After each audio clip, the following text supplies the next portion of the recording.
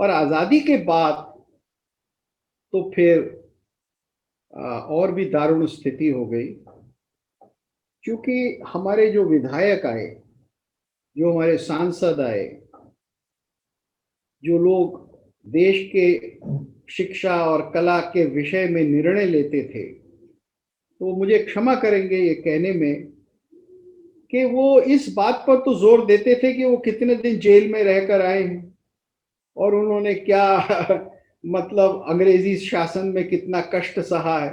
बाकी इसके अतिरिक्त तो कोई उनकी अर्हता नहीं हुआ करती थी। उनकी शिक्षा कितनी है, उनकी कलात्मकता कितनी है, विषयों के बारे में ज्ञान कितना है, ये हमारा कभी भी सोच विचार नहीं था और आज भी नहीं है। आज भी कोई education qualification, minimum education qualification किसी सांसद या विधायक के लिए नहीं है भारतीय संविधान। तो कला उसमें कहाँ होगी भाई।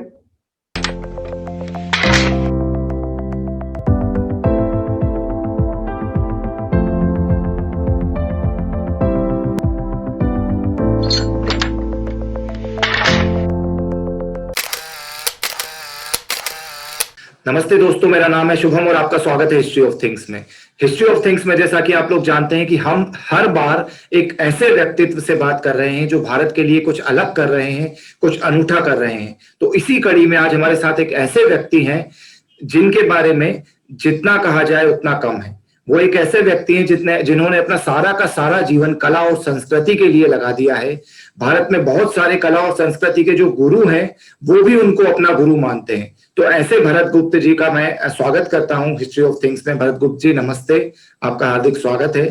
और भरत जी ने काफी सारे लेख सभी जगहों पर लिखे हैं, उनके बहुत सारे लेक्चर्स कई जगहों पर होते हैं। कला और संस्कृति के बारे में काफी सारे नाटक और इन सभी चीजों पर भी उनका बहुत अधिक कार्य है। तो सबसे पहले मैं भरत जी से जानना चाहूंगा कि भरत जी, आप एक ऐसे व्यक्ति हैं जिन्होंने भारतीय संगीत में भी मतलब विद्या हासिल की है, भारतीय नाट्य शास्त्र की भी आपको पकड़ है, मनुस्मृति संस्कृत पर भी आपकी पकड़ है, इंग्लिश के आप प्रोफेसर रहे हैं और भारत में जो हमारे रूटेड मतलब जो गुरु शिष्य परंपरा रहती है उसमें भी पढ़ाई करी है और विदेश में जाकर उनके कॉलेजों में भी पढ़ाई करी है। तो इतनी सारी विद्याएं आपने सीखी, इतना ज्यादा। एक बार मेरी आपसे बात हो रही थी तो आपने बताया था 34 साल आपने सिर्फ विद्या अर्जन करने में लगाए हैं। तो क्या मोटिवेशन था इसके पीछे, ऐसी क्या भावना थी, और आपके जीवन के बारे में थोड़ा सा बताइए। जी भरत जी। नमस्कार, मुझे बड़ा आनंद है कि मैं आज आपके साथ जुड़ रहा हूँ। तो मैं प्रारंभ करता हूँ एक मंगल वचन से, भगवान शंकर की स्तुति से। गंगा तरंग रमणीय जटा कलापम गौरी निरंतर विभूषित वाम भागम नारायण प्रियमनंग मदापहारम वाराणसी पुरपतिम भज विश्वनाथन। तो विश्वनाथ भगवान शंकर को स्मरण करते हुए प्रारंभ करते हैं। आपके प्रश्न का उत्तर कि ये कैसे हुआ, क्या कारण था कि आपने इतने अलग अलग विद्याओं का अध्ययन किया, तो मैं यही कहूँगा कि ये मेरा सौभाग्य था कि मुझे श्रेष्ठतम गुरु बहुत प्रारंभ से ही, बचपन से ही मुझे श्रेष्ठतम गुरु और संस्कार मिले। तो उनकी कृपा से ही, उनके संसर्ग से ही जो कुछ मैं बन गया सो बन गया।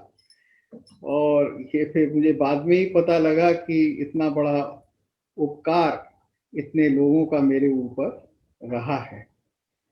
तो देखिए, मेरा जन्म तो एक सामान्य वैश्य परिवार में उत्तर प्रदेश मुरादाबाद में हुआ और फिर पिताजी दिल्ली आ गए और यहाँ व्यापार किया, उन्होंने नौकरी की। लेकिन घर में जो मेरे कानों में ध्वनि सबसे पहले पड़ी, शायद पड़ी होगी या और निरंतर पड़ती रही 16, 17, 18 साल की आयु तक, वो तुलसी रामायण की थी। तो तुलसी की रामायण मुझे सुनने को पहले दिन से मिली और आज भी मेरा उसके प्रति विशेष अनुराग है। इसके अतिरिक्त मेरे चाचा जी जो थे वो संगीत के बड़े शौकीन थे। क्लासिकल शास्त्रीय म्यूजिक जिसको हम कहते हैं, उसका अभ्यास करते थे। तो वो भी मुझे बचपन से ही सुनने को मिला, राग, रागदारी। और कभी-कभी बहुत बड़े कलाकार हमारे घर आकर गा भी दिया करते थे। 8 वर्ष की आयु में कृष्णा और शंकर पंडित जी को मैंने अपने घर में ही रात भर की कॉन्सर्ट देते हुए सुना। तो इस प्रकार से ये 2 मेरे जीवन में प्रभाव रहे।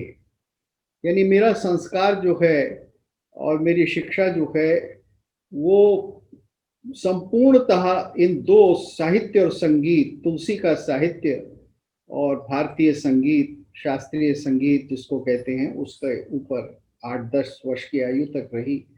फिर चूंकि मैं इंग्लिश मीडियम स्कूल में गया था, तो वहाँ के एक बड़े श्रेष्ठ टीचर और प्रिंसिपल थे, आशीष चंद्र देव, जिन्होंने मुझे शेक्सपियर पढ़ाया और शेक्सपियर के प्रति लगन लगा दी। तो मैंने बहुत शेक्सपियर के नाटक पढ़े स्कूल में ही, दीवानगी के साथ पढ़े और छोटे मोटे रोल भी किए। और फिर कॉलेज में मैंने अंग्रेजी साहित्य में बीए किया और एमए किया।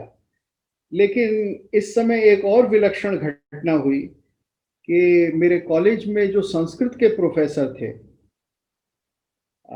आचार्य सत्यभूषण योगी, तो किसी कारण से उनकी बड़ी कृपा मेरे ऊपर हुई और 5 वर्ष तक उन्होंने मुझे लगभग जो बीए एमए में संस्कृत का कोर्स है, वो उन्होंने पूरा मुझे पढ़ा दिया। जब मेरा 2-2:30 बजे सुबह का कॉलेज समाप्त हो जाता था, तो शाम को 4 से 6 वो घर पर मुझको पढ़ाया करते थे। तो उनकी इस असीम अनुकंपा से आप ये समझिए कि ऑफिशियली मैंने इंग्लिश लिटरेचर किया और एमए किया उसमें, और अनऑफिशियली मैंने एक प्रकार से संस्कृत में भी बीए एमए कर लिया।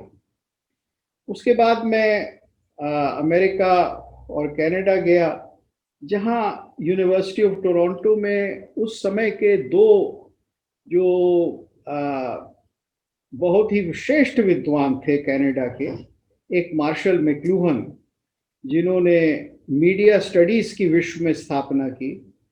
मैं उनका शिष्य रहा करीब 1.5 साल तक। और एक नॉर्थोप फ्राई, जिन्होंने एंथ्रोपोलॉजिकल स्टडी और स्टडी ऑफ मिथ्स, ये सब जिसके बारे में वो विश्व प्रसिद्ध थे, तो उनका शिष्य बनने का मुझको मौका मिला। तो ये सब उनसे ज्ञान लेकर, उनके संसर्ग से प्रफुल्लित होकर मैं भारत लौटा और फिर मैंने दिल्ली विश्वविद्यालय में सन 72 में पढ़ाना शुरू कर दिया। और उसके बाद फिर क्योंकि मेरे अंदर ये बड़ी ललक थी कि मैं संगीत व्यावहारिक रूप में करूं, तो मैंने 10 वर्ष तक पंडित उमाशंकर मिश्र जी से सितार का वादन विधिवत सीखा और पूरा आलाप, जोड़, झाला इत्यादि कैसे बजाया जाता है ये किया, और छोटे मोटे कई इधर उधर प्रोग्राम दिए। तो ये सब विद्या मुझे मिली। और इसके साथ साथ मेरा ये सौभाग्य था कि देश के एक बहुत बड़े योगी स्वामी कृपालवानंद जी के संपर्क में मैं आया, जिन्होंने मुझे नाट्य शास्त्र में दीक्षित किया।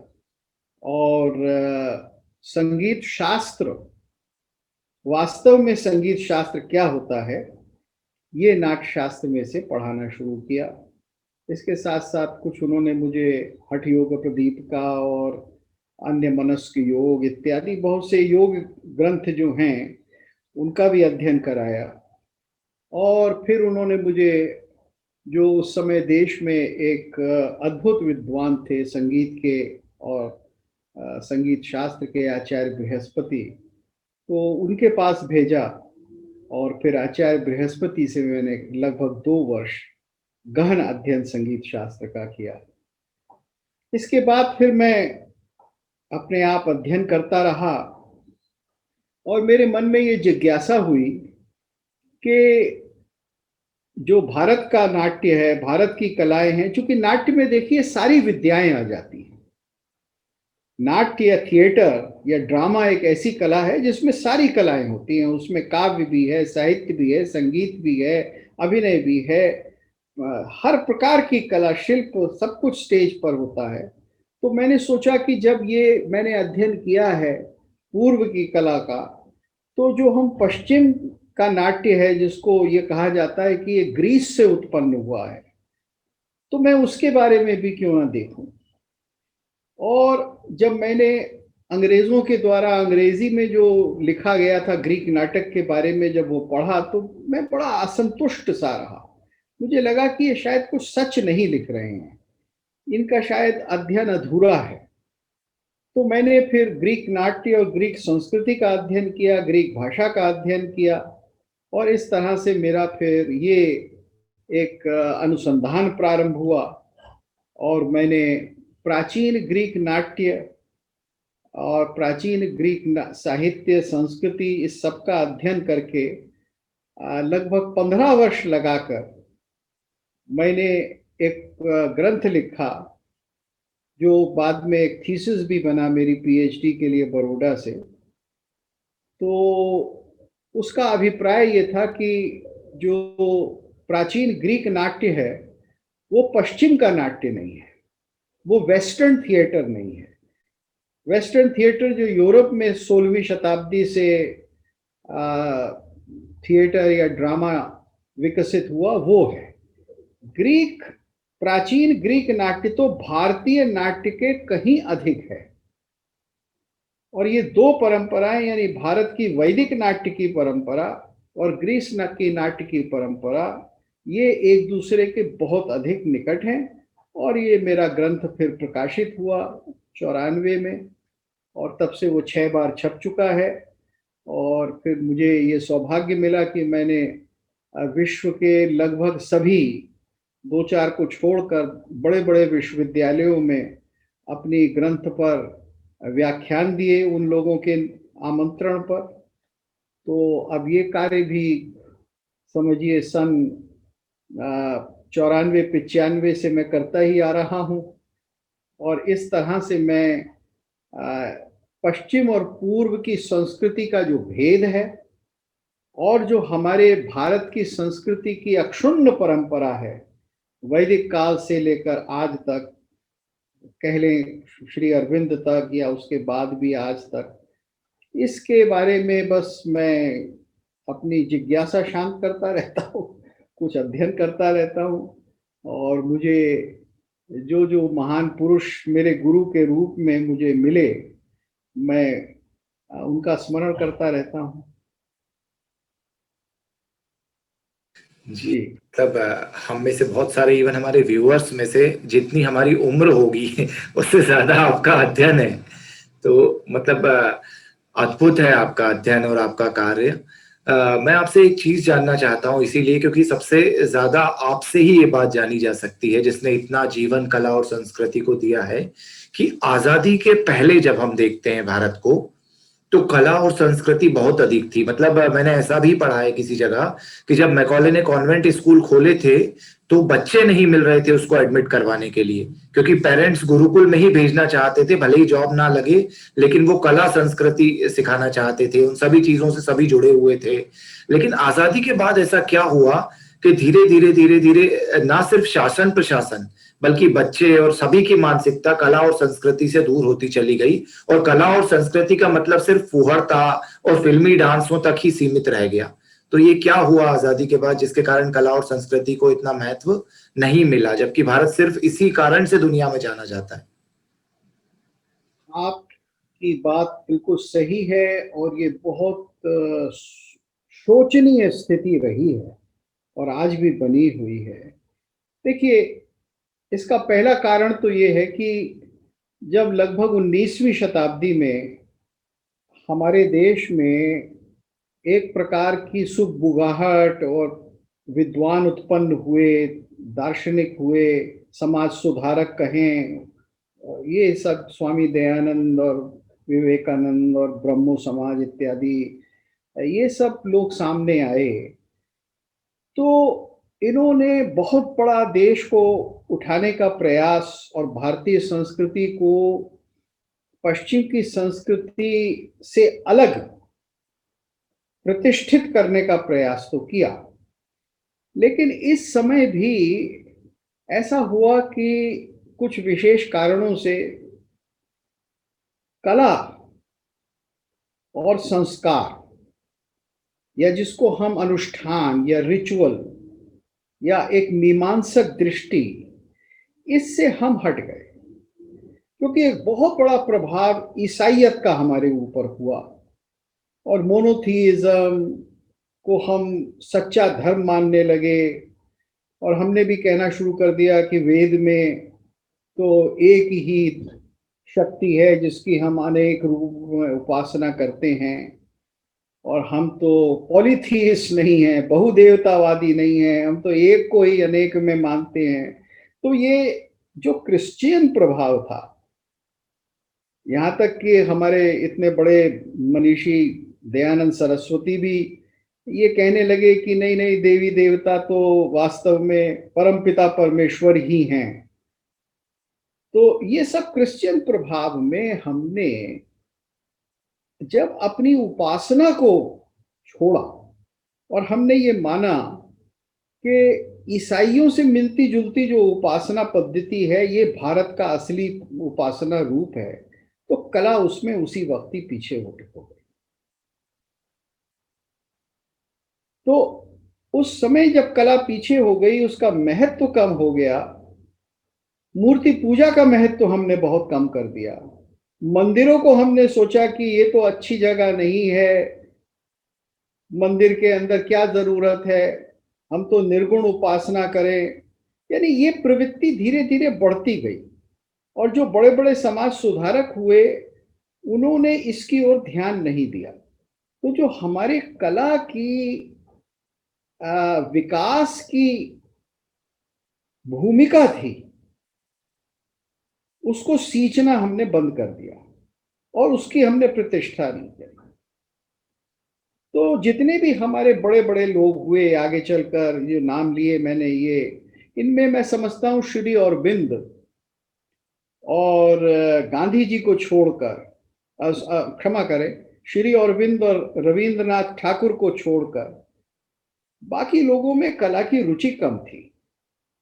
वो लिप सर्विस तो सब करते थे और भारतीय कला की उत्कृष्टता की बात तो सब करते थे, लेकिन उसका गहन अध्ययन हो, उसके बारे में जानकारी हो, उसके ग्रंथों को सामने लाया जाए, ये बात हमारे यानी 19वीं शताब्दी से लेकर 20वीं शताब्दी में भी हमारे जहन में नहीं आई और हमने उसको प्राथमिकता नहीं दी। तो कला वहीं छूट गई। कला के शास्त्रों की ओर अध्ययन नहीं गया, हमने वेदों का अध्ययन किया। हमने हमने तो यहाँ तक कि जो हमारे आचार विचार के ग्रंथ, स्मृतियां इत्यादि थी, उनको भी ये सोचा कि नहीं नहीं, अब तो रिफॉर्म करना है। तो हम जो एक मोनोथीइस्टिक रिफॉर्म में लग गए, इसकी सारी की सारी जो प्रवृत्ति थी वो क्रिश्चियन प्रोटेस्टेंट रिफॉर्म की तरफ थी, जो मूर्ति पूजा को हेय मानती थी, जो मंदिरों के अंदर उपासना होती है, अनुष्ठान होते हैं, उसके साथ जितनी भी कलाएं हैं, उन सबको वो ऐसा समझती थी कि ये तो कहीं ना कहीं त्रुटिपूर्ण या दोषपूर्ण है। तो हमारे मंदिर में जो नर्तकियां, जो देवदासियां होती थी, तो उन देवदासियों के प्रति हमारी एक बड़ी गलत दृष्टि बना दी गई। हमने तो उनको टेम्पल प्रोस्टिट्यूट या देवालय की वेश्याएं कहना शुरू कर दिया, और फिर वो मंदिरों के अंदर किसी प्रकार का नृत्य ना हो, अंग्रेजों ने यह कानून बनाया और भारतीयों ने उसको स्वीकार किया, और फिर किसी तरह से नृत्य को हम बाहर निकाल कर लाए। लेकिन मंदिर के अंदर नृत्य हो, ये आज तक भारत में नहीं हो रहा। बड़े बड़े मंदिर जिनके पास करोड़ों रुपया है, वो भी भगवान की अर्चना सुबह दोपहर शाम जैसा कि होता था वो आज नहीं कराते। वो नृत्यांगनाओं के द्वारा भगवान की पूजा आंगिक वाचिक सात्विक आहार 4 प्रकार के अभिनय के द्वारा हो, संगीत के द्वारा हो, ये नहीं होता। जो कि भारत में 2000 साल से हो रहा था। तो इस प्रकार से ये जब हमारी पृष्ठभूमि का आजादी से पहले एक तरह से कला से हट गई, और हमने ये सोचा कि अरे कला वाला तो बाद में सोचेंगे, पहले तो हम राजनीतिक युद्ध जीत लें। तो जो हमारी सारी सोशल रिफॉर्म थी उसके अंदर कला कहीं नहीं थी। और तरह की तो हमने रिफॉर्म की और बड़ा अच्छा किया। जैसे हमने कहा अस्पृश्यता को दूर करो, ऊंच नीच को दूर करो, ये तो बड़ा अच्छा किया। लेकिन जीवन को रसात्मक बनाओ, कलात्मक बनाओ, ये हमने नहीं किया। हमारे शिल्पियों को कोई स्थान दो, ये हमने नहीं किया। और आजादी के बाद तो फिर और भी दारुण स्थिति हो गई, क्योंकि हमारे जो विधायक आए, जो हमारे सांसद आए, जो लोग देश के शिक्षा और कला के विषय में निर्णय लेते थे, तो मुझे क्षमा करेंगे ये कहने में कि वो इस बात पर तो जोर देते थे कि वो कितने दिन जेल में रहकर आए हैं और उन्होंने क्या मतलब अंग्रेजी शासन में कितना कष्ट सहा है। बाकी इसके अतिरिक्त तो कोई उनकी अर्हता नहीं हुआ करती थी। उनकी शिक्षा कितनी है, उनकी कलात्मकता कितनी है, विषयों के बारे में ज्ञान कितना है, ये हमारा कभी भी सोच विचार नहीं था और आज भी नहीं है। आज भी कोई education qualification, minimum education qualification किसी सांसद या विधायक के लिए नहीं है भारतीय संविधान। तो कला उसमें कहाँ होगी भाई। फिर इसी तरह से हमारी जुडिशरी और न्यायपालिका, हम सब जो लोग अंग्रेजी शासन के साथ आजादी से पहले जुड़े हुए थे, वही लोग आजादी के बाद भारत के शासन को चलाने लगे। तो जो हमारी जुडिशरी थी, हमारी न्यायपालिका थी, वो केवल उसी हिसाब से उसी ढर्रे पर चली। बल्कि आजादी से पहले जो भारत में सन 20 और 30 में हाई कोर्ट के जजेस हुआ करते थे, उसमें से कुछ तो बड़े अच्छे विद्वान होते थे, वो प्राचीन स्मृति शास्त्रों इत्यादि को भी जानते थे। लेकिन आजादी के बाद फिर ऐसे लोगों की संख्या और बहुत कम हो गई। और आज तो परिस्थिति ये है कि मैं क्षमा मांगकर कहूंगा कि सुप्रीम कोर्ट से लेकर हमारी निचली अदालतों में जो हमारे धार्मिक अनुष्ठान हैं, हमारी कलात्मक मान्यताएं हैं, हमारी संस्कृति की मौलिक धारणाएं हैं, उनके बारे में न्यायपालिका में कोई शिक्षा नहीं मिलती। क्योंकि जब वो लोग पढ़ने जाते हैं, जब वो लॉ पढ़ते हैं, तो वहां उनको कुछ नहीं पढ़ाया जाता। तो इसलिए हमें फिर जैसा सबरीमला में हुआ या मंदिरों को लेकर जो इतने बड़े विवाद हो गए हैं, वो आज हमारे सामने है। तो वहां कला जो है वो बहुत पिछड़ गई। इसके अलावा जो हमारे अफसर बने, जो हमारी नौकरशाही बनी, उस नौकरशाही के अंदर भी वही सारी कमियां थी। शिक्षा में उनकी वही कमियां थी। क्योंकि देखिए, मैकॉले ने जो शिक्षा बनाई थी, वो शिक्षा बनाई थी क्लर्क बनाने के लिए। और क्लर्कों के साथ साथ कुछ अफसर बनेंगे और क्लर्क बनेंगे जो प्रशासन में काम आएंगे, जिनको प्रशासन के अंदर लेना है, उन्हें शिक्षित करना है, और वही लोग विश्वविद्यालय जाएंगे, वही इम्तिहान पास करेंगे और वही नौकरी करेंगे।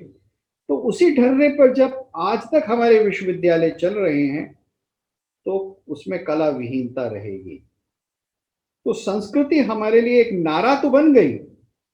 हम ये तो कहने लगे कि हम बहुत बड़े आध्यात्मिक गुरु हैं, और आज भी हम कहते हैं कि भारत विश्व गुरु बनेगा या बनना चाहिए, इत्यादि इत्यादि। और अब मैं आता हूं दो सिद्धांतों पर जो भारत ने अख्तियार किए, अपना कॉन्स्टिट्यूशन जिनके हिसाब से कहिए बनाया, या जिनके हिसाब से हमारा राजनीतिक ढांचा बना है। वो दो सिद्धांत थे, सोशलिज्म के और सेक्युलरिज्म के। तो वास्तव में सोशलिज्म और सेक्युलरिज्म ये दोनों के दोनों कला विरोधी हैं, दोनों के दोनों कला द्वेषी हैं। आपको मेरी बात शायद ऐसा लगेगा कि मैं बड़ी अतिशयोक्ति कर रहा हूं, कोई फेनेटिक की तरह से बोल रहा हूं, लेकिन मैं आपको समझाता हूं क्यों। क्योंकि सोशलिज्म जो होता है, जो नेहरू जी ने सोशलिज्म अख्तियार किया, और नेहरू जी की जो शिक्षा दीक्षा थी और जो सोशलिज्म उन्होंने चलाया, उसमें कला के लिए एक लिप सर्विस या नामचार तो था, लेकिन ना तो वो शिक्षा नीति का अंग था और ना उसको गहराई से कभी रखा गया था। तो नेहरू जी बड़े सभ्य और जिसको कहते हैं बड़े सोफिस्टिकेटेड व्यक्ति थे। जैसे एक बार वो एम.एस. सुब्बलक्ष्मी से जब मिले तो उन्होंने कहा, what am I before the queen of music, A mayor prime minister. और उनके ये शब्द अभी भी म्यूजिक एकेडमी मद्रास चेन्नई में लिखे हुए हैं। तो इस तरह की मनोहर बातें तो जवाहरलाल करते थे, लेकिन जो करने की बात थी कला के लिए, वो नहीं हो पाई। क्योंकि किसी भारतीय भाषा के साहित्य से नेहरू जी अभ्यस्त नहीं थे, संगीत से अभ्यस्त नहीं थे। उनकी संतानों का पूरा जो परिवार आया, वहां किसी ने किसी कला का अभ्यास नहीं किया। तो आप देखेंगे कि जब शासक वर्ग में नहीं होता है तो उसको संरक्षण नहीं मिलता। आप जब प्राचीन काल के राजाओं की बात करते हैं तो उसमें आपको अनेक ऐसे राजा मिलेंगे जो बहुत विद्वान थे, जो संगीत जानते थे, जो साहित्य जानते थे, जो कलात्मक विद्याओं को धारण करते थे। तो उन सबको केवल आदर ही नहीं था कला के प्रति, बल्कि वो स्वयं में कलाकार हुआ करते थे। तो जो रूलिंग क्लास हमारा पैदा हुआ और आज भी जो चल रहा है भारत में, वहां कला के अभ्यासी लोग बहुत कम हैं। मुझे ये कहने में कोई संकोच नहीं होता। कला के प्रति रुझान नहीं है, लिप सर्विस बहुत है। और हर पार्टी का व्यक्ति कहता है भारत की कला महान है, इत्यादि इत्यादि, लेकिन व्यवहार में हमने उसको कभी नहीं लिया। अब आती है सेक्युलरिज्म की बात। सेक्युलरिज्म ने एक और बहुत बड़ी मुसीबत खड़ी की। सेक्युलरिज्म का अर्थ ये था कि विशेष प्रकार के संस्कृति को प्रमोट विशेष प्रकार के लोगों के लिए किया जाएगा। क्योंकि सेक्युलरिज्म का हमारा पूरा का पूरा ढांचा ही ये बना कि जो अल्पसंख्यक हैं, माइनॉरिटीज हैं, मुसलमान हैं, सिख हैं, आप तो जैन भी उसमें जुड़ गए, इस तरह से इन लोगों की संस्कृति की ओर विशेष ध्यान इनके लिए दिया जाएगा। तो आप उर्दू के लिए कुछ करेंगे, मदरसे खुलवा देंगे, आप गुरुद्वारे को अनुदान दे देंगे, या वहां उनके लिए माइनॉरिटी को स्कूल्स और कॉलेजेस खुल जाएंगे। लेकिन क्या होगा कि इस प्रकार से जो साहित्य को और दर्शन को और कला को जो संरक्षण दिया जाता है, ये विभाजक होता है। ये कुछ लोगों को स्पेशली दिया जाता है, तो वो कुछ लोग फिर कुछ लोग अपनी एक विशेष पहचान, अपनी विशेष आइडेंटिटी बनाने में ही लगे रहते हैं, और उसी का संवर्धन उनको लगता है कि ये कला का विकास है, ये दर्शन का विकास है, ये इंटेलेक्चुअल प्रोग्रेस है। तो इसलिए मुसलमानों को बड़ा अच्छा लगता है कि साहब उर्दू यूनिवर्सिटी खुलवा दी जाए, जैनों को बड़ा अच्छा लगेगा कि एक प्राकृत यूनिवर्सिटी खुलवा दी जाए, कुछ और लोग कहेंगे कि नहीं नहीं, वेद वेदांग पढ़ाने के लिए विश्वविद्यालय बनाइए। तो ये विभाजन है, सेक्युलरिज्म ने ये विभाजन किया। वास्तव में होना तो ये चाहिए कि विश्वविद्यालय सब कुछ पढ़ाए, और जो भी विश्वविद्यालय जाए या जो भी किसी शिक्षा संस्थान में जाए, उसको हर प्रकार की विद्या, हर वर्ग की विद्या, हर देश काल की विद्या, भारत के हर इलाके की विद्या, संस्कृति, साहित्य का अभ्यास करने का मौका मिले। तो वहां क्या होगा कि जो होता आया था सैकड़ों साल से, कि संगीत के लोग थे तो वो गजल भी गाते थे और वो संस्कृत के श्लोक भी गाते थे, अष्टपदी भी नाचते थे और वो कौल भी गाते थे, वही लोग गाते थे, अलग अलग नहीं थे। आज दुर्भाग्य से अलग अलग हो गया है, कलाकार भी बट गए हैं। तो ये है सेकुलरिज्म का एक तरह से दुष्परिणाम, ऐसा मेरी दृष्टि में है, ऐसा मैं मानता हूं। तो आप ये देखिए कि ये जो सेक्युलर स्टेट हुआ, सोशलिस्ट स्टेट हुआ, ये दिल्ली से शासन करता था। ये जनता में कला कहां है, इसकी चिंता इसको नहीं थी।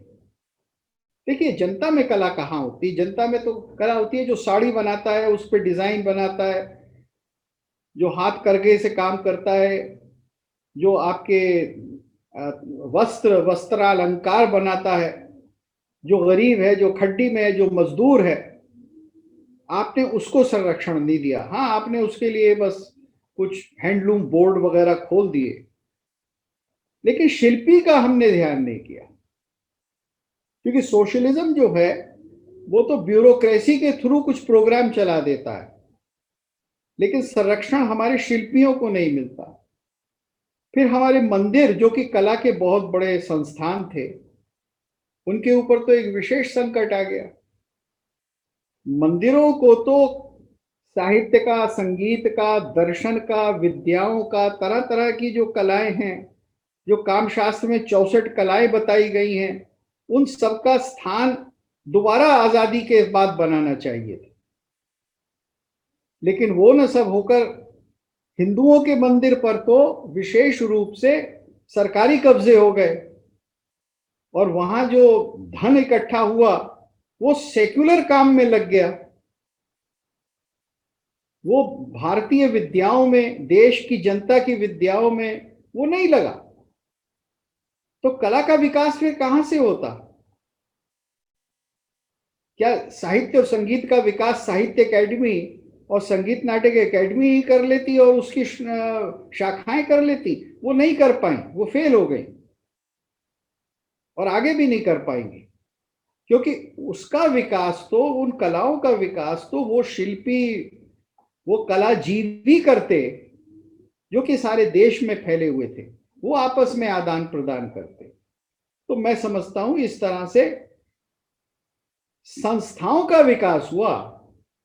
सोशलिज्म और सेक्युलरिज्म ने अलग अलग संस्थाओं का विकास तो कर दिया, लेकिन उन संस्थाओं पर आधारित जो कलाजीवी थे, जो दर्शनजीवी थे, जो शिक्षक थे, विद्वान थे, उनका विकास नहीं हुआ, उनको संरक्षण नहीं हुआ। तो ये आपके प्रश्न, दूसरे प्रश्न का उत्तर देने का मैंने प्रयास किया। अब अपना अगला प्रश्न पूछें। पर मेरा एक अगला प्रश्न है कि अभी हम लोगों ने ये जाना कि क्यों कला और संस्कृति भारत आजादी के बाद बढ़ नहीं सकी। तो अगर उसे बढ़ाना चाहते हैं आज, तो ऐसा क्या करना चाहिए जिससे कला और संस्कृति को वापस पुनः स्थापित भारत में किया जा सकता है? बिल्कुल, आप मतलब जो हल हमें निकालना है, जो हमें उपचार करना है, आपने वो प्रश्न, बिल्कुल यही सटीक प्रश्न है, यही हमारी आवश्यकता है। देखिए, ये बात आती है जब, तो हमें ये देखना है कि विकास किसका करेंगे तो कला का विकास होगा। अभी मैं कह चुका हूं कि जब आप कला जीवी का विकास करेंगे, यानी जो कला के द्वारा अपनी आजीविका चलाता है, जब उसका विकास करेंगे तो कला का विकास होगा। उसको अब आप आश्रय देंगे, जैसे एक पुरानी कहावत है संस्कृत की, आश्रयेण शोभन्ते पंडिता वनिता लता, के संरक्षण मिलने पर, प्रोटेक्शन मिलने पर, बढ़ावा मिलने पर पल्लवित होते हैं, उनका उनकी प्रतिभा हमारे सामने आती है। किनकी? जो पंडित हैं, आचार्य हैं, विद्वान हैं। वनिता, स्त्रियों की। अगर आप स्त्रियों को शिक्षा ही नहीं दोगे तो वो अपनी प्रतिभा कैसे दिखाएंगी समाज में? तो पंडिता, वनिता और लता। लता का मतलब है कि जो पेड़ का आश्रय लेकर फूल खिल, लता बढ़ती है।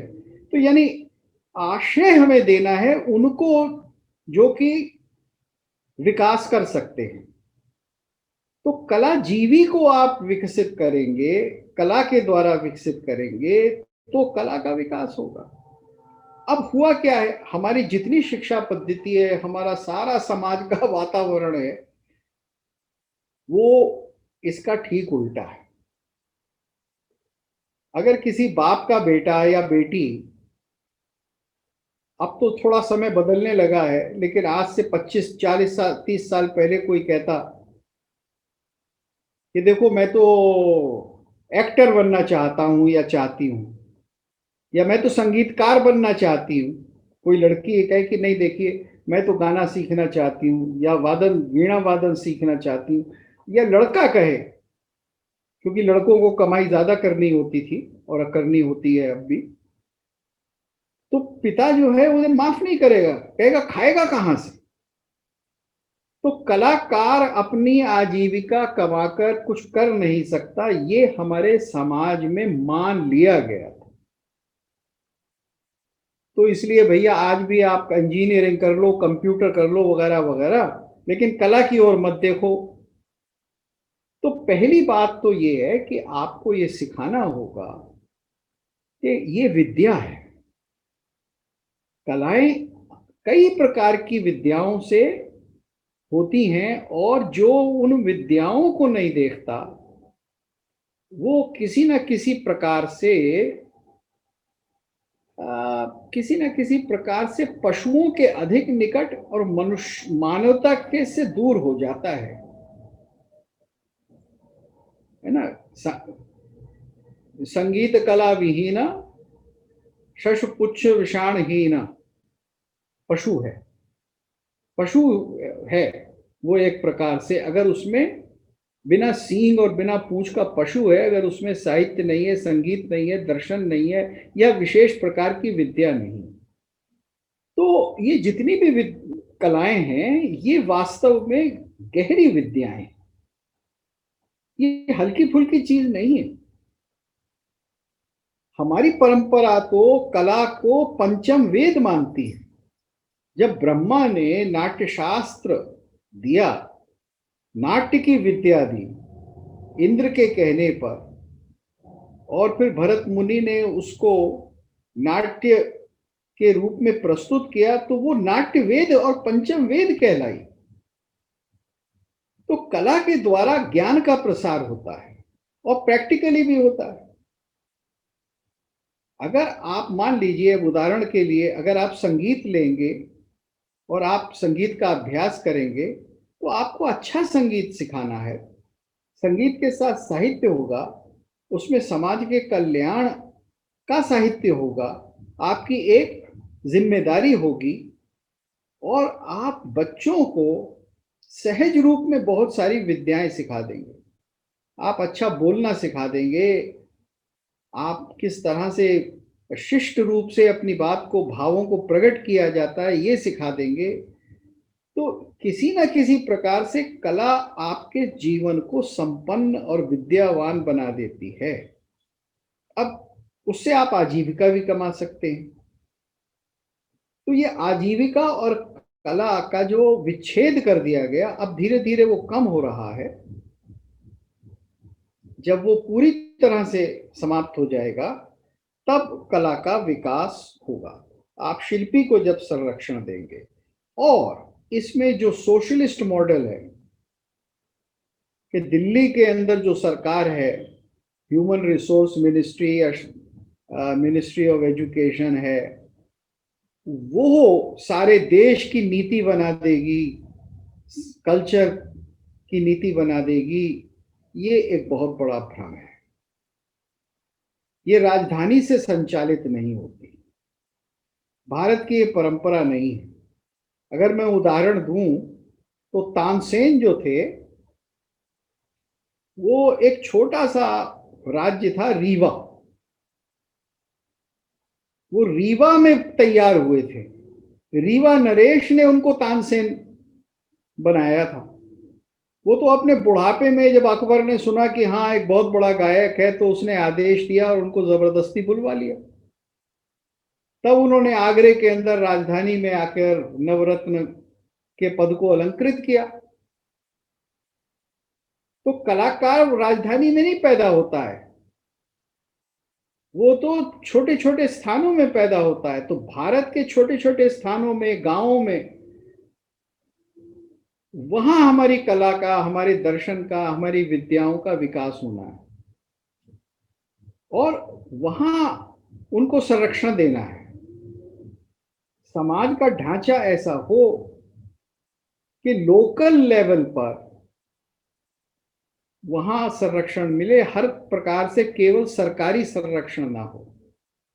वहां जो अन्य लोग रहते हैं, जो धनाढ्य लोग रहते हैं या कम धनाढ्य भी रहते हैं, लेकिन जो कला के प्रति एक आदर का भाव रखते हैं और उसको प्रैक्टिकली कुछ देने के लिए उद्यत होते हैं, कला के स्कूल और कला के कॉलेजेस और विद्या के संस्थानों को धन दें, सरकार उनको इनकम टैक्स में रिबेट दे, हेवी रिबेट दे। क्या आवश्यक है कि मैं टैक्स दूं और फिर सरकार उसमें से कल्चर के लिए दे, और अक्सर देती ही नहीं है या बहुत कम देती है और फिर यही झगड़ा होता रहता है।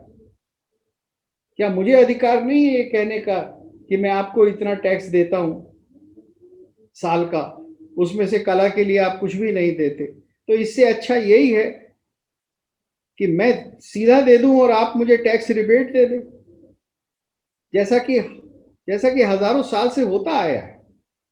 भारतवर्ष में विद्या का संरक्षण केवल राजा नहीं करता था, राजा तो कभी कदाच गए तो उन्होंने दे दिया, वरना जो जनता थी वही शिक्षक को, कलाकार को संरक्षण देती थी। तो इस प्रकार से जब प्रादेशिक स्तर पर कला का संरक्षण होगा तब कला का विकास होगा। और यहां मैं कहूं कि ये जो हमने भाषाई स्टेट बनाए हैं, इन भाषाई स्टेट्स को या प्रांतों को भी अपनी दृष्टि विस्तृत करनी होगी। दुर्भाग्य से ये क्या करते हैं कि ये अपनी भाषा और अपने स्टेट की संस्कृति के ही इर्द गिर्द संरक्षण कराते हैं। तो अगर महाराष्ट्र है तो वो मराठी संगीतकारों को, मराठी विद्याओं को और मराठी संस्कृति को ही संरक्षण देगा। तो अब ये वो स्थिति तो है नहीं। अब तो सारे देश में लाखों लोग एक स्टेट से दूसरे स्टेट में जाकर सेटल हो रहे हैं। आज आप किसी बड़े शहर को लीजिए, बंगलोर को, चेन्नई को, बंगलोर इत्यादि में तो 30-40% गैर कन्नड़ लोग बसे हुए हैं। गुड़गांव के अंदर तो सब जाट नहीं है ना, सारे देश के लोग आकर रह रहे हैं। तो हमें अब व्यापक दृष्टि से भी सोचना चाहिए और भाषाई जो हमने दीवारें खड़ी कर रखी हैं, इन दीवारों से बाहर निकलकर सारे देश के विषय में चिंता करके और देश भर से लोगों को अपने अपने स्टेट में लाना चाहिए। हमारी दृष्टि कला की जो है वो बहुत संकुचित हो गई है। हमारी स्टेट यूनिवर्सिटी कहेगी कि पहले हम स्टेट के लोगों को दाखिला देंगे, स्टेट के टीचर अपॉइंट करेंगे। तो ये दृष्टि जब तक हम नहीं छोड़ते हैं तब तक हम इस मॉडल के अंतर्गत कला का विकास, क्योंकि कला जो है वो आदान प्रदान से बढ़ती है। जब बंगाल का कवि केरला के अंदर अनुवाद के द्वारा पढ़ा जाएगा, जाना जाएगा, उसकी इज्जत भी होगी, तब देश में नई ऊर्जा प्रकट होगी। और यहां एक चीज मैं और कहना चाहता हूं कि विशेष हमें ध्यान संस्कृत की ओर देना है, क्योंकि संस्कृत हमारे शास्त्रों की भाषा रही। हमारे शास्त्रों क्या जितना भी चिंतन है वो संस्कृत में है, और उसको बढ़ावा देने का मतलब है उसको दोबारा व्यवहार में लाना, उसका उपयोग करना। तो इसके लिए मैंने 3 उपाय सोचे हैं जो आपके सामने रखता हूं। पहले कि संस्कृत शास्त्रों का अध्ययन हो उस विभाग में जो आज उस शास्त्र का किसी न किसी प्रकार से व्यवहार कर रहा है। उदाहरण के लिए, कौटिल्य के अर्थशास्त्र का अध्ययन केवल संस्कृत डिपार्टमेंट में नहीं होगा, बल्कि उसका अध्ययन इकोनॉमिक्स डिपार्टमेंट में भी होगा। जो आज इकोनॉमिक्स पढ़ रहे हैं, प्रयोग में ला रहे हैं, राष्ट्र की नीतियां बना रहे हैं, नीति आयोग के मेंबर बने बैठे हैं, उनको भी स्कूल कॉलेज में जब पढ़े तो वहां संस्कृत में संस्कृत के ग्रंथ का कोई आभास कराने वाला, ज्ञान कराने वाला होना चाहिए। तो इस तरह से जब आप हर प्राचीन भारत के संस्कृत में लिखे हुए शास्त्र को आज की विद्याओं में लाएंगे, जैसे इंग्लिश, पंजाबी, हिंदी डिपार्टमेंट्स में नाट्यशास्त्र का अध्ययन कराना चाहिए, वो काव्य का ग्रंथ है, थिएटर का ग्रंथ है।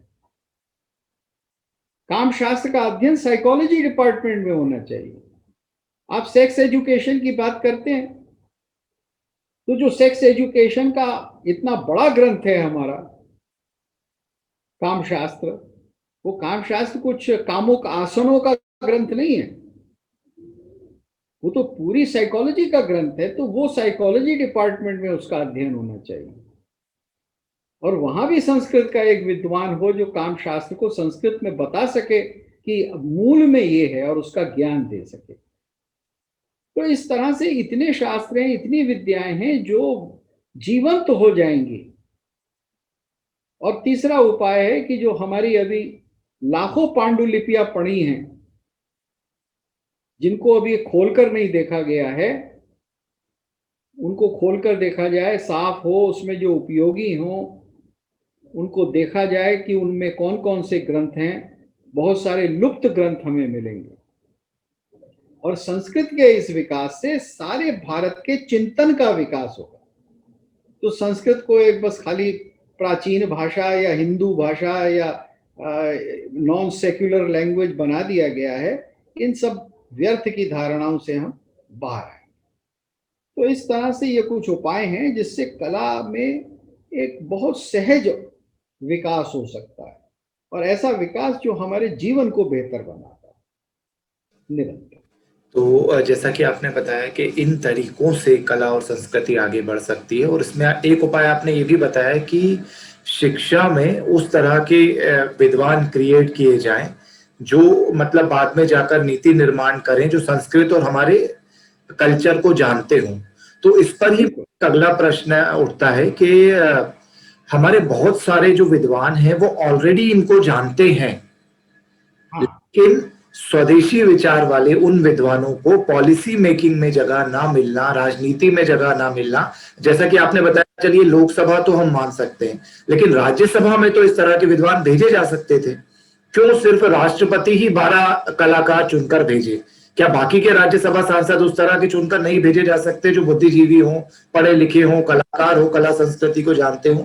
दूसरा, एक मेरा विदेश नीति से भी जुड़ा हुआ प्रश्न है कि विदेश नीति में अक्सर लोग सिर्फ आईएएस क्लियर कर आईएफएस बनकर चले जाते हैं।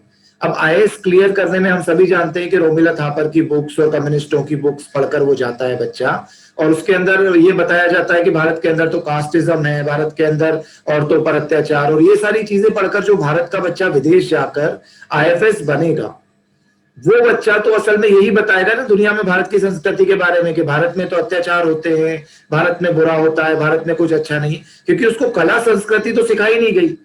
दूसरा, आफ्टर ट्रेनिंग भी उसको पता नहीं ये सब बताया गया कि नहीं मसूरी में। तो क्या स्वदेशी बुद्धिजीवियों को पीछे कर और विदेशी खरीदे हुए जो बुद्धिजीवी जो ऑक्सफोर्ड हार्वर्ड से हम लेकर आ रहे हैं, उनको आगे कर कला संस्कृति कभी आगे बढ़ सकती है? देखिए, बिल्कुल नहीं बढ़ सकती, और इसीलिए उन लोगों का आधिपत्य है वहां। अब इन विदेशी विश्वविद्यालयों में लोग बड़े सीना तान कर कहने लगे हैं कि I will teach you what is your culture. आप मेरी बात मानिए, आप वेंडी डॉनिगर से सुनिए और जानिए कि काम शास्त्र क्या था। तो इस प्रकार की तो एक दुराग्रह चल रहा है। अब देखिए, आपने बात विदेश नीति की कही, आईएएस आईएफएस की कही, तो यहाँ मेरा ये कहना है कि जितनी भी हमारी ब्यूरोक्रेसी या अफसरशाही है, इसमें एक आमूल चूड़ परिवर्तन की आवश्यकता है। आप किस तरह से सिलेक्शन करेंगे? आज तो जो पूरा का पूरा तरीका बना हुआ है वो बहुत ही एक प्रकार से, मैं तो यहाँ तक कहूँगा दूषित ही नहीं, कलुषित है। उसका कोई तर्क नहीं है, उसका कोई आधार नहीं है कि किस काम के लिए आपको तैयार होकर आना है और फिर इम्तिहान देना है। आप किसी भी विषय में बीए कर लीजिए और एमए लेवल तक की तैयारी कर लीजिए, इंजीनियरिंग कर लीजिए, सॉफ्टवेयर पढ़ लीजिए, मेडिसिन पढ़ लीजिए, और आप आईएएस का इम्तिहान दे देंगे। तो ये जो इस प्रकार की एक ऊल जलूल व्यवस्था हो गई है, इसको खत्म करना है। हर प्रकार के नौकरशाही के लिए उस विषय के जानकार और कुछ थोड़ा बहुत अनुभव किए हुए व्यक्ति को ही उसका इम्तिहान देकर उस नौकरी में, उस सर्विस में आने का अधिकार या प्रावधान होना चाहिए। अब आप देखिए, ये बताया गया है मुझे कि लगभग 600-700 इंजीनियर होते हैं हर साल, जो कि 1000 आईएएस के लोगों में सिलेक्शन बैच में होते हैं। तो अब ये तो बिल्कुल ही एक प्रकार से उन, यानी 5 साल जो उन्होंने पढ़ा उसका कोई उपयोग वो नहीं करने वाले। तो होना ये चाहिए कि जिसको आईएएस बनना है वो पहले भारत की अंग्रेजी और हिंदी के अतिरिक्त 2 भाषाओं में लिखना, पढ़ना, बोलना आए उसको। क्योंकि अगर आप भारत के अलग अलग प्रांतों में जाएंगे, ऑल इंडिया सर्विस में जाएंगे, तो वहां के लोगों से उनकी जुबान में बात तो कर सकें। तो पहले आप पढ़कर आइए, तैयार होकर आइए, फिर इम्तिहान देने आइए। इसी तरह से अगर आपको आईएफएस में जाना है, तो उन वहां के कुछ जो विषय हैं और जो भारतीय संस्कृति है, भारतीय संस्कृति की जानकारी है, उसको बहुत अच्छा पढ़कर और फिर उसके पेपर में पास होकर तब आपको अपॉइंटमेंट मिलना चाहिए। अब तो उल्टा है, आप कोई भी इम्तिहान दे लीजिए, उसमें जैसे तैसे आ जाइए, और फिर आप चाहें तो आईएएस बन जाइए, चाहें तो आईएफएस बन जाइए। तो ये जो घपड़ चौथ चल रही है और खींचातानी चल रही है, और आगे चलकर इसके बड़े भयंकर दुष्परिणाम जीवन भर होते हैं, और ये पूरा का पूरा क्लास ही बहुत डिससेटिस्फाइड रहता है। किसी को अपनी सर्विस नहीं मिलती, किसी को अपना प्रांत नहीं मिलता। जब तक आप इस समस्या का निदान नहीं करेंगे, तब तक हमारे देश की जितनी भी नौकरशाही है वो कला से बहुत दूर रहेगी, कला द्वेषी रहेगी, जैसी कि वो आज की तारीख में है। तो ये कला के लिए, कला का अर्थ यही है कि आप जो देश के कलाजीवी हैं उनका ध्यान रख सकें, अगर आप आईएएस हैं तो। और अगर आईएफएस हैं तो हमारे देश की कला के विषय में आप भारत के अंदर, भारत के बाहर उसका परिचय दे सकें, और अंतर्राष्ट्रीय स्तर पर हमारे जो राष्ट्रीय हित हैं उसके बारे में आप सोच सकें, बता सकें। और इसीलिए हमारे जितने भी दूतावास हैं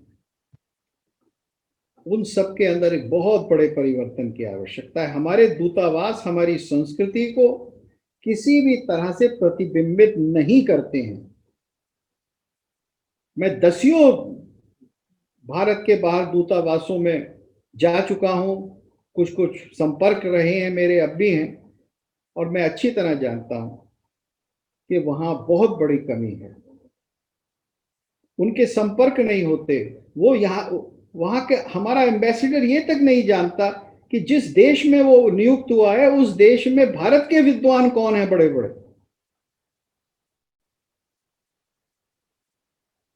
और अगर वो जानता है तो वो इसी सर्किट के लोगों को जानता है जो इंडोलॉजिस्ट हैं, एक दूसरी दृष्टि से कॉलोनियल हेरिटेज के लोग हैं, जिनकी कॉलोनियल दृष्टि थी, उनको जानता है। लेकिन उस भूमि के, उस देश के जिन लोगों ने बरसों लगाकर अध्ययन किया है भारत का या कला की साधना की है, उनसे उसका संपर्क नहीं हो पाता। तो ये एक बहुत बड़े परिवर्तन की आवश्यकता है। जी, जैसा कि आपने बताया ये बिल्कुल सही भी है, और सरकार की तरफ से भी इस तरह के इस बार कुछ बयान आए थे कि जो व्यक्ति जिस फील्ड का है उसको उस फील्ड में ही बढ़ाया जाए। ऐसा नहीं कि एक ही एग्जाम कोई भी पास कर और उसमें भी एप्टीट्यूड ज्यादा हो वो करके कोई भी बन जाए और फिर बाद में पूरा कबाड़ा कर दे। मतलब स्वास्थ्य विभाग का अफसर कोई ऐसा व्यक्ति बन सकता है जिसने कभी बायोलॉजी को हाथ भी नहीं लगाया हो, तो कुछ होता ही है, जी, होता ही ऐसा है।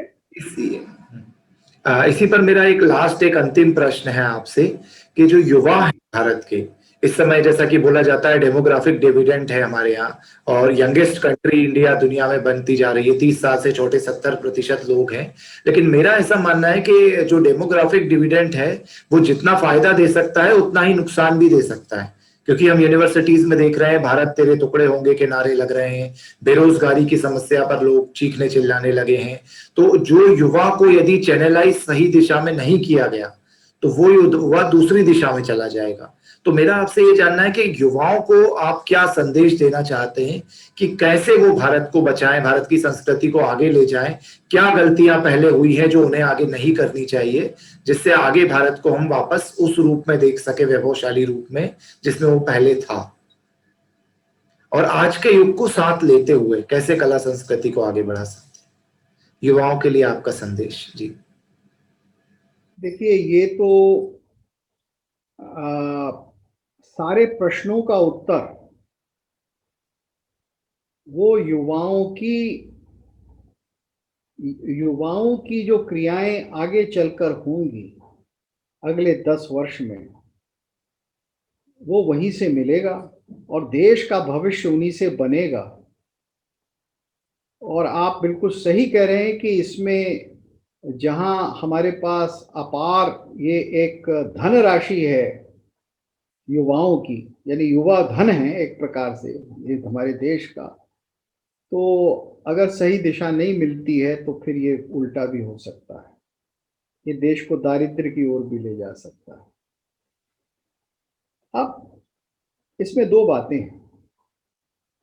पहली बात तो ये है कि आपको भारत और भारत की संस्कृति, उसमें एक श्रद्धा उत्पन्न करनी चाहिए। देखिए, मैं केवल राष्ट्रवाद, उस प्रकार के राष्ट्रवाद की बात नहीं कर रहा कि भाई 15 अगस्त है तो आवाज दो हम एक है कि गाने हम सुनने लगे हैं और इस तरह के मार्च हो जाए और कुछ जलसे हो जाएं और कुछ इंडिया गेट के ऊपर 50,000 लोग बैठकर आसन कर लें।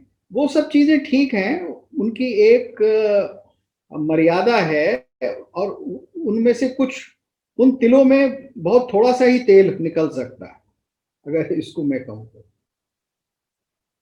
करना तो दूसरा काम है।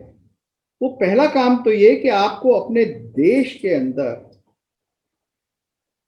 विश्वास होना चाहिए और ये मानना चाहिए कि आप इस देश के हैं और अन्यत्र आपके लिए संसार में कोई जगह है नहीं।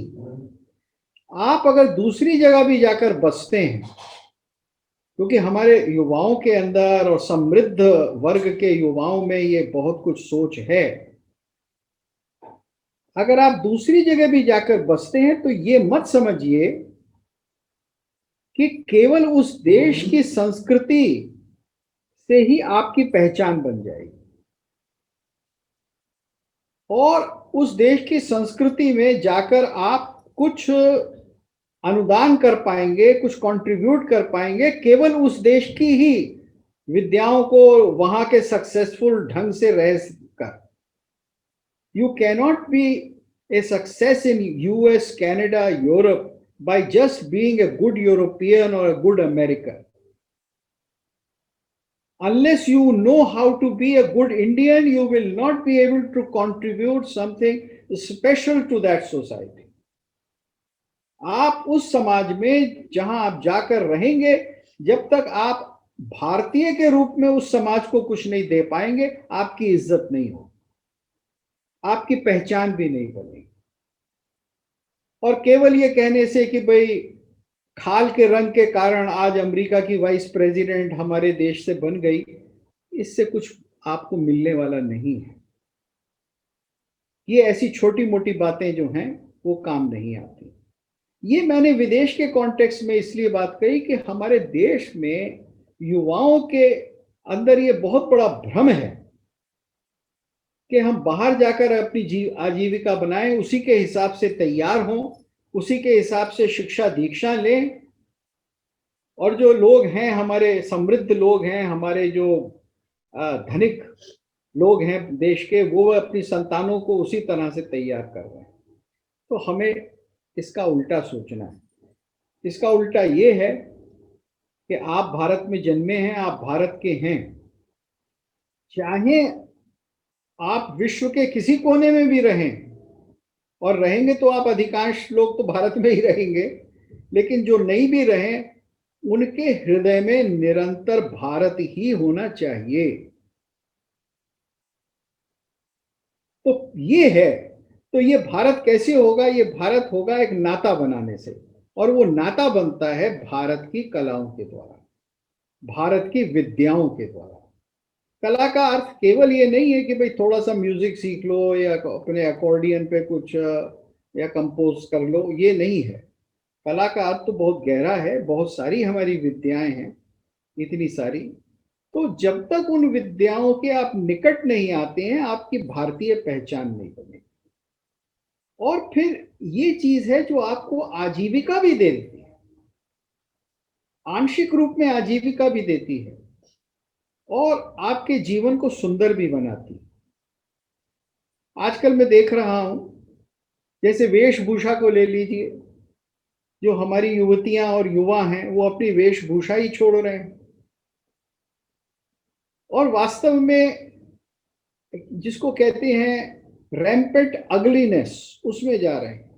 एक बदरूप और कुरूप प्रकार के कपड़े पहन रहे हैं, जो किसी प्रकार भी ना अच्छे हैं, ना आबो हवा के हिसाब से हैं, और ना इस देश के कपड़ा बनाने वाले उद्योग को प्रोत्साहित करते हैं। तो आप जीन्स पहन लीजिए, टॉप पहन लीजिए, अब ये इस प्रकार के बड़े ही, मैं तो इनको कुरूप ही मानता हूं, क्षमा करें, बदरूप ही मानता हूं, रंगहीन है ये, इनमें कुछ, इनके अंदर कोई सौंदर्य नहीं है, एस्थेटिक ब्यूटी नहीं है।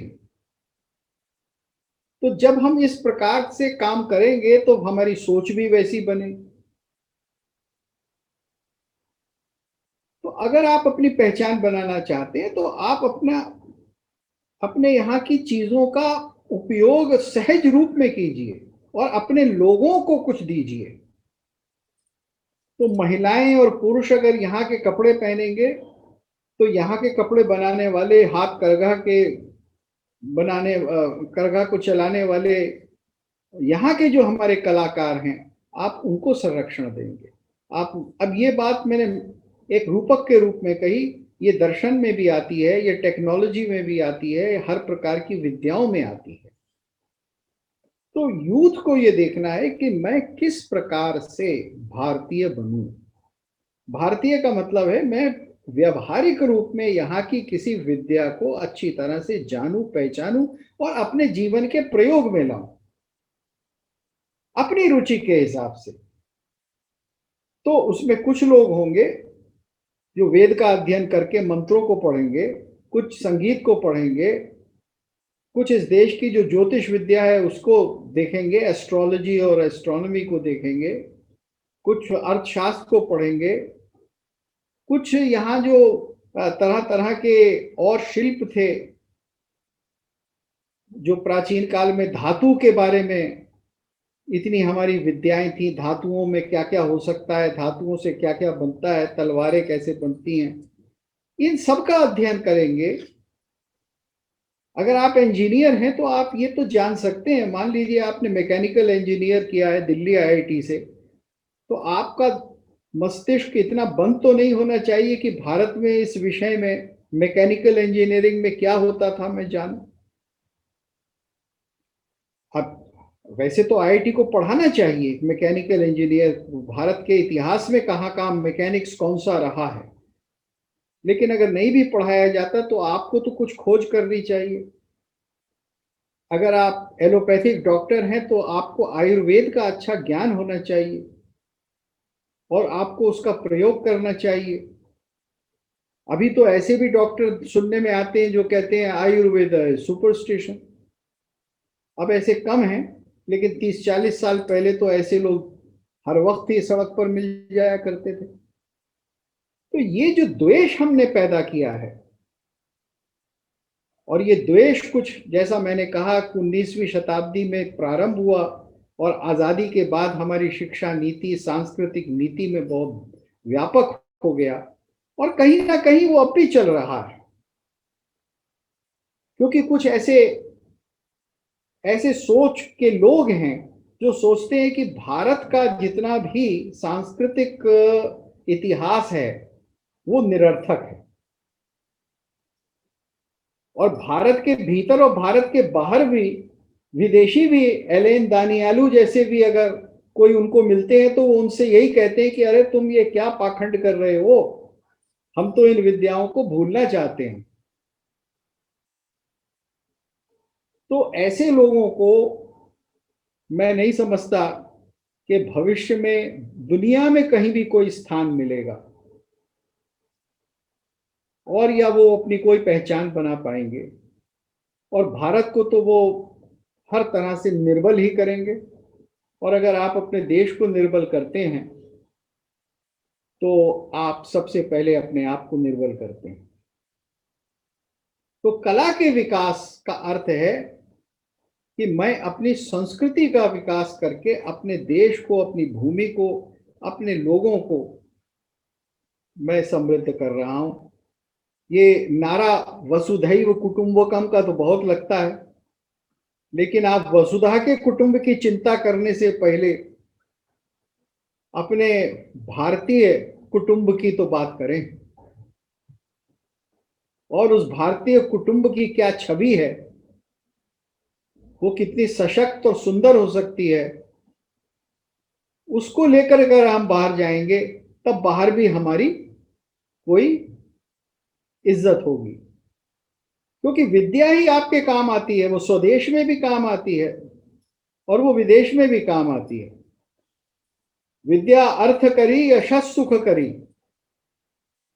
वो आपको धन संपदा देश में भी देती है। और विद्या बंधु विदेश गमने, विदेश भी आप जाएंगे तो विद्या ही काम आएगी, और आप विदेशी विद्याओं का अभ्यास करेंगे तो मैं समझता हूं कि आपकी पहचान नहीं बनेगी और आप एक छोटे स्तर पर दूसरे समाज में रहेंगे।